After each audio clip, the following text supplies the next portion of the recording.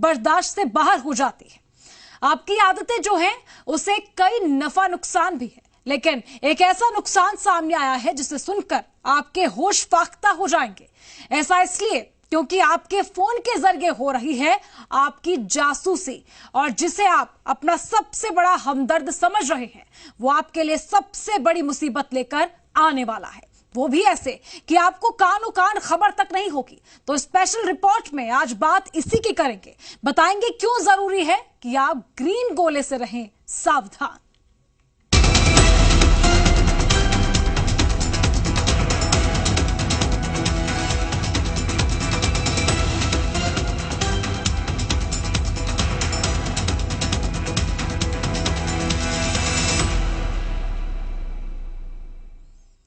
तो आज special report में सबसे पहले बात करेंगे ग्रीन गोले की। सुनने में आपको अजीब लग रहा होगा, लेकिन ये ग्रीन गोला आपकी जिंदगी का अहम हिस्सा है। आज पूरी दुनिया में इसी ग्रीन गोले को लेकर बहस छिड़ी हुई है। बहस आपकी गोपनीयता की, बहस आपकी सुरक्षा की।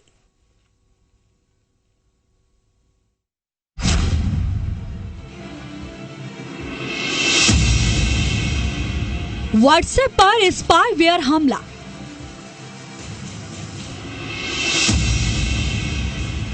सॉफ्टवेयर ने उड़ाई पूरी दुनिया के होश। व्हाट्सएप ने खुद ये माना कि उन्होंने उन लोगों को फोन करके कहा कि आपका फोन कॉम्प्रोमाइज हुआ है। खतरे में आपके फोन का हर डाटा। ये सॉफ्टवेयर जो है ये खामी को इस्तेमाल करके, जहां प्रोटोकॉल को इस्तेमाल करके आपके फोन में बैठ जाता है और जैसे स्पाई की तरह जो भी आप टाइप करते हैं, जो भी पासवर्ड डालते हैं, जो स्क्रीनशॉट्स है, उसको वो अपने सर्वर को भेजता है। सिर्फ एक घंटी और खेल खत्म।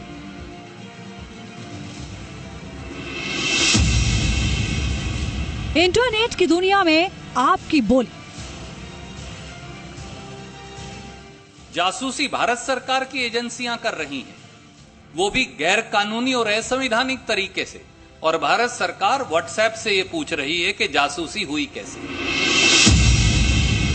आपकी जेब में जासूस।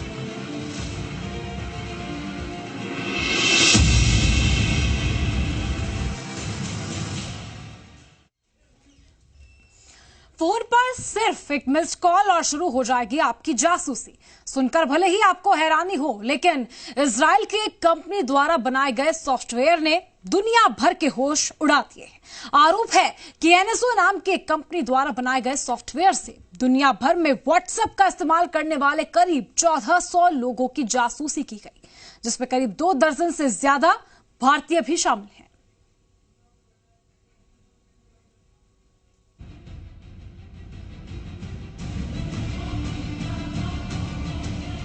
अगर आपके फोन पर कोई कॉल आए और रिसीव करने से पहले ही कट जाए तो सावधान हो जाइएगा, क्योंकि वो स्पाईवेयर हो सकता है। स्पाईवेयर यानी वो जासूस वायरस जो आपके फोन से सारा डेटा चोरी कर सकता है। आप किससे बात कर रहे हैं, किसे क्या मैसेज कर रहे हैं, क्या चैट कर रहे हैं, आपके फोन की कॉन्टैक्ट लिस्ट, नोट्स, फोटोग्राफ्स, आपकी लोकेशन, यानी सब कुछ, लगभग सब कुछ दूर बैठा कोई शख्स ट्रैक कर सकता है, और खुद आपको इसकी कानों कान खबर तक नहीं होगी। सीधे लफ्जों में कहा जाए तो आपका फोन आपकी निजी जानकारियों की तिजोरी की वो चाबी है जो आपकी मर्जी के बिना किसी भी गलत शख्स को आपसे जुड़ी जानकारियां साझा कर सकता है। ऐसा हम नहीं कह रहे, बल्कि दुनिया के सबसे पसंदीदा और ज्यादा इस्तेमाल किए जाने वाले मैसेजिंग ऐप व्हाट्सएप ने कहा। भारत के करीब 2 दर्जन पत्रकारों, दलित एक्टिविस्ट, वकीलों और बुद्धिजीवियों से संपर्क कर उन्हें सावधान किया गया है कि दुनिया की बेहतरीन सर्विलांस टेक्नोलॉजी से करीब 2 हफ्ते तक उनकी जासूसी की गई है। ये जासूसी इस साल के कई महीने तक की गई। खास बात यह है कि ये वही वक्त था जब देश में लोकसभा चुनाव चल रहे थे। सनसनीखेज तरीके से की गई ये जासूसी स्पाईवेयर पैक्सस के जरिए, जिसे इजराइल के टेक्नोलॉजी ग्रुप कंपनी एनएसओ ने बनाया है। हैरान कर देने वाले इस मामले में व्हाट्सएप ने सैन फ्रांसिस्को की एक अदालत में बाकायदा मुकदमा भी दर्ज कराया है। व्हाट्सएप ने खुद ये माना कि उन्होंने उन लोगों को फोन करके कहा कि आपका फोन कॉम्प्रोमाइज हुआ है। आरोप है कि एनएसओ ग्रुप ने दुनिया भर में व्हाट्सएप ऐप का इस्तेमाल करने वाले करीब 1400 लोगों के मोबाइल फोन में पेगासस नाम का स्पाईवेयर पहुंचाकर न सिर्फ उनकी जासूसी की बल्कि अहम जानकारियां भी चुराने की कोशिश की। ये सॉफ्टवेयर जो है एक खामी को इस्तेमाल करके, जहां प्रोटोकॉल को इस्तेमाल करके आपके फोन में बैठ जाता है और जैसे स्पाई की तरह जो भी आप टाइप करते हैं, जो भी पासवर्ड डालते हैं, जो स्क्रीनशॉट्स है, उसको वो अपने सर्वर को भेजता है।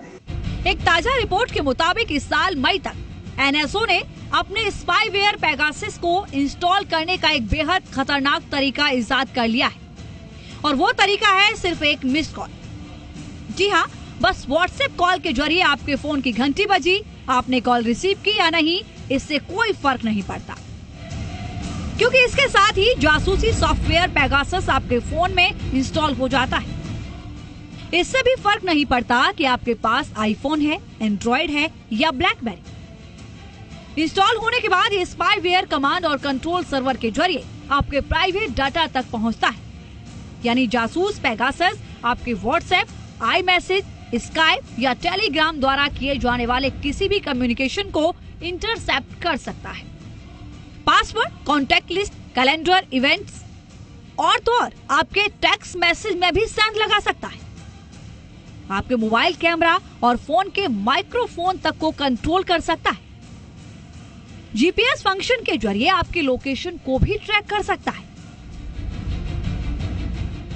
अंदाजा लगाइए ये कितना खतरनाक है।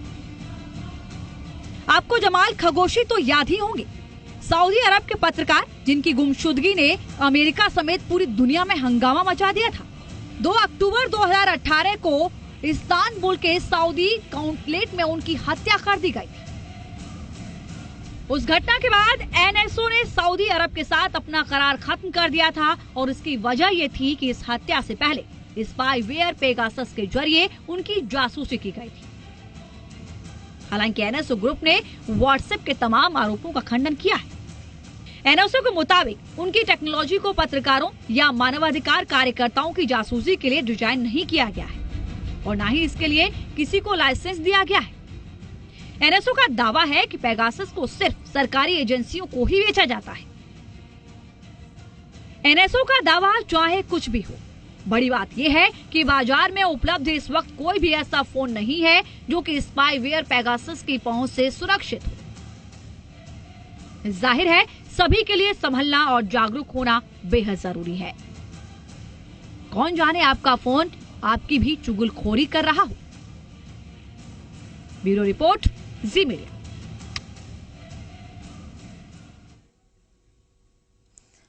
दुनिया भर के 20 देशों में हुई सैकड़ों व्हाट्सएप की हैकिंग आज की अंतर्राष्ट्रीय खबर है।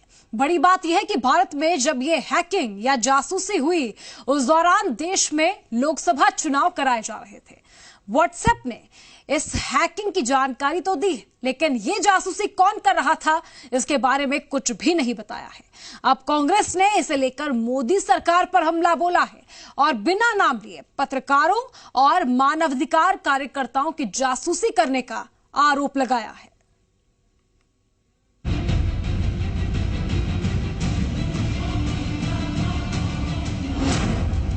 क्या व्हाट्सएप हैक करके जासूसी हुई?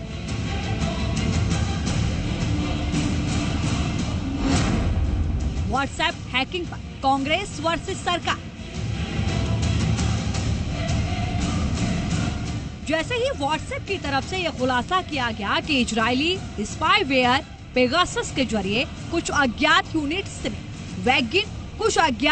ने वैश्विक स्तर पर जासूसी की, हड़कंप मच गया। ये भी खुलासा हुआ कि कुछ भारतीय पत्रकार और मानवाधिकार कार्यकर्ता भी इस जासूसी का शिकार बने। खबर सामने आई तो कांग्रेस ने सरकार को घेरा। भारतीय जनता पार्टी की मोदी सरकार ने पूरी तरह से एक रहस्यमयी चुप्पी इस पूरे मामले पर साध रखी है। पत्रकार साथियों ने जो ईमेल से इसके बारे में जानकारी लेने की कोशिश की, इंफॉर्मेशन ब्रॉडकास्टिंग सेक्रेटरी से या फिर आईटी सचिव से उन्होंने कोई टेलीफोन का जवाब नहीं दिया और किसी ईमेल का जवाब देने से इनकार कर दिया। हालांकि बीजेपी ने जासूसी के कांग्रेस के आरोपों को खारिज किया है। सूचना प्रौद्योगिकी मंत्रालय ने इजरायली स्पाईवेयर के मुद्दे पर व्हाट्सएप से जवाब मांगा है। व्हाट्सएप ने अपना जवाब 4 नवंबर तक देने को कहा है। इस मामले पर साइबर एक्सपर्ट से भी बातचीत की। बड़े शोर से बोल रहे हैं कि कांग्रेस बोल रहा है ये बीजेपी का काम है, बीजेपी बोल रही है कांग्रेस का काम है। मुझे नहीं लगता है कि ये किसी एक पार्टी या एक समूह का काम है। ये मुझे लगता है ये किसी इंटरेस्टेड पार्टी जिसको ये डेटा चाहिए उन्होंने करवाया। और फलाना मान लीजिए एक पॉलिटिकल पार्टी ने किया, ओनली न्यूज मेकर्स का क्यों, ओनली सोशल मीडिया एक्टिविस्ट का क्यों, या किसी पॉलिटिकल सेगमेंट का क्यों। मुझे लगता है ये फलाना बात ठीक नहीं है। बट जो भी वैक्यूम है और जो भी लकुना है उसको बंद करने के लिए WhatsApp openly should come and access देना चाहिए गवर्नमेंट्स को, so that there is no finger point. WhatsApp ने अमेरिका के सैन फ्रांसिस्को में इजरायल की कंपनी के खिलाफ मुकदमा दायर किया है। Bureau report, Zee media. कोई सरकार या एजेंसी चाहे तो थोड़ी सी कीमत देकर इंटरनेट की मदद से आपकी जासूसी कर सकती है, और अगर कोई अपराधी चाहे तो कुछ डॉलर चुकाकर आपके बैंक्स में रखा सारा पैसा लूट सकता है। डेटा हमें कोल्ड वॉर के युग से कोल्ड वॉर के युग में ले आया है। इंसान प्रजाति के तौर पर किसी भी जानवर से इसलिए श्रेष्ठ है क्योंकि हमारे मस्तिष्क के पास डेटा स्टोर करने की और इसका विश्लेषण करने की प्राकृतिक क्षमता है। लेकिन इंटरनेट और कंप्यूटर की शक्तियों के आगे हमारी ये क्षमता कमजोर पड़ रही है और हम धीरे धीरे एक ऐसे जीते जागते कंप्यूटर प्रोग्राम में बदलते जा रहे हैं जिस पर हमारा नहीं बल्कि किसी और का नियंत्रण है। ये सब कैसे हो रहा है, ये समझने के लिए आपको यह स्टोरी देखना बेहद जरूरी है।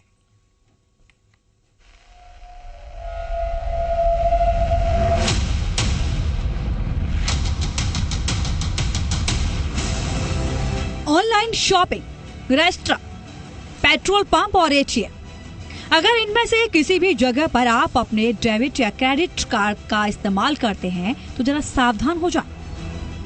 जो देश के 12 लाख कार्ड धारकों के साथ हुआ है वो आपके साथ भी हो सकता है। आपका नंबर उन कार्ड नंबर्स में से है जो वहां सेल पर है डार्कनेट पर, तो आपके लिए समस्याओं का एक भंडार सा शुरू होने वाला है। क्यों? क्योंकि जब वो दुरुपयोग होगा तो वो चपत आपको लगेगी, आप जरूर शिकायत करेंगे। हो सकता है बैंक आनाकानी करे, हो सकता है पैसा मिले या ना मिले, लेकिन एक बात सुनिश्चित है कि आपकी सिरदर्दी और आपकी हैरेसमेंट बहुत बढ़ जाने वाली है। तो कहीं ना कहीं इस पूरी खबर को हम एक वेकअप कॉल के स्वरूप में लें। अगर आप किसी बैंक के ग्राहक हैं और डेबिट या क्रेडिट कार्ड का इस्तेमाल करते हैं तो हो सकता है कि आप उन 12 लाख लोगों में शामिल हों जिनके डेटा साइबर हैकर्स ने चुरा लिए हैं, और आशंका है कि अब तक आपके कार्ड की सारी जानकारी इंटरनेट पर बेची जा चुकी होगी।